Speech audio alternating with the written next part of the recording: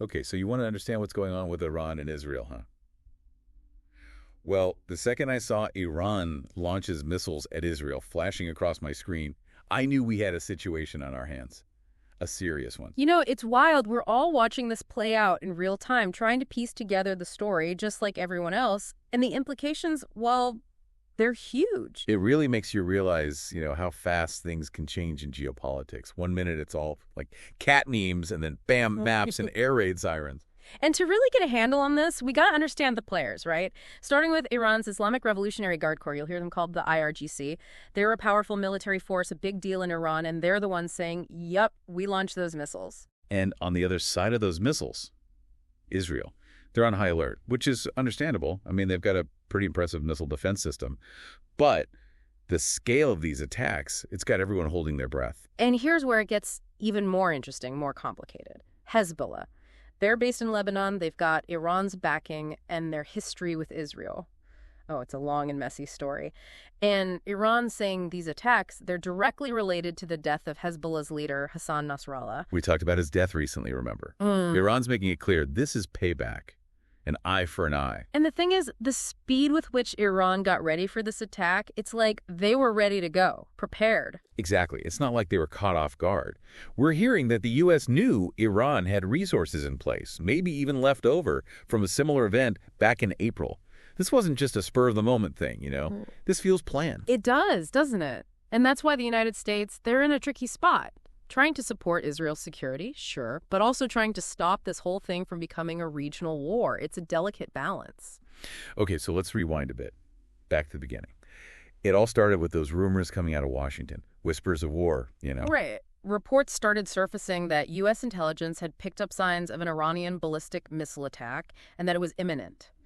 But the unusual thing, the really worrying thing, was that they went public with this intel. That's not standard procedure. Yeah, that was a red flag if I ever saw one. I even saw reports about U.S. personnel being told to find shelter. That's how seriously they were taking this whole thing. Absolutely. And, well, now we know those weren't just rumors. We're not talking about intelligence reports anymore. We're talking about missiles in the air, sirens blaring across Israel. The real deal. It was crazy at first, right? Just this flood of info. Hard to tell what was really happening. But one thing was clear. Iran's IRGC, they wanted everyone to know it was them. They even connected it right back to Hezbollah's leader, like they were making a statement. Yeah, it's how things work over there. It seems like one isolated thing, some attack, but it's never that simple. It always goes back, connects to old grudges and political stuff, years of it. Right, like throwing a lit match into a pile of, fireworks. Speaking of which, got to wonder what happens next. Israel, they're not exactly known for just sitting back and taking it, are they? Not at all, and that's got the whole world watching, waiting. Remember Netanyahu's speech at the UN last week? He basically said, anywhere in Iran, fair game, our military can reach it. And he didn't sound like he was messing around either. It was chilling, actually. I remember reading that thinking, uh-oh, this is serious. Yeah. But that's the thing about that region. Even a comment, a statement can have huge consequences when everyone's already so tense. Exactly, like pouring gasoline on a fire, If Israel does retaliate, goes after targets in Iran, that's when things could get really bad really fast. And that's the big question, isn't it? How far would they go? Would it be a one-time thing, a surgical strike, as they say, or something bigger? What would that even look like? That's what's keeping diplomats up at night, I bet. And then there's the U.S. stuck right in the middle of it all. They've promised to back up Israel, but they also don't want this turning into a huge regional conflict. It's a tough spot to be in. Talk about a no-win situation. If they don't stand with Israel, that's a huge blow to that relationship. But if they back a full-on retaliation, well, where does it end, right? It could get really bad really quickly. It's easy to forget when you're thinking about it like this, but it's not some theory. There are families in Israel right now. They're huddled in shelters, wondering if their family's okay. And in Iran, too, they have to be worried. It's true. It's easy to get lost in the whole geopolitical game, Yeah. But this is about real people and their lives. Exactly. And it reminds us how important it is to stay informed, to get information from different sides, different opinions. Don't just go with the easiest answer or explanation. This is complicated stuff. So let's talk about those different perspectives, because it's not just about Iran, Israel, and the U.S., right? You've got other countries in that region, and they're watching all this very, very closely. Of course, you've got Saudi Arabia, Egypt, Jordan. They're all involved, whether they want to be or not. What they do, even what they don't do, it all has an effect. It's kind of like, I don't know, watching a powder keg, right?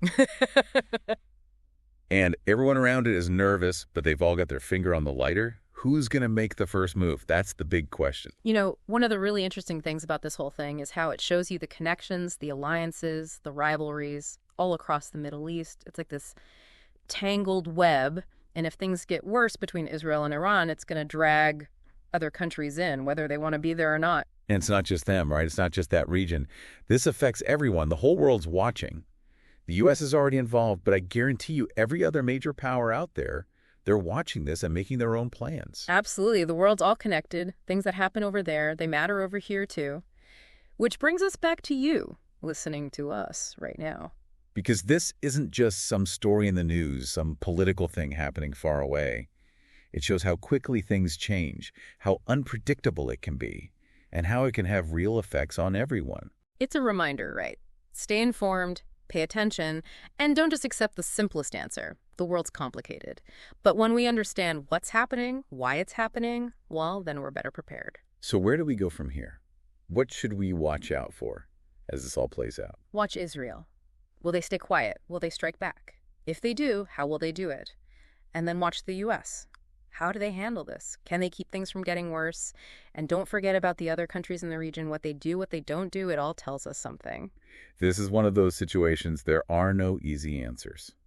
It's like they're playing chess, but the stakes are incredibly high.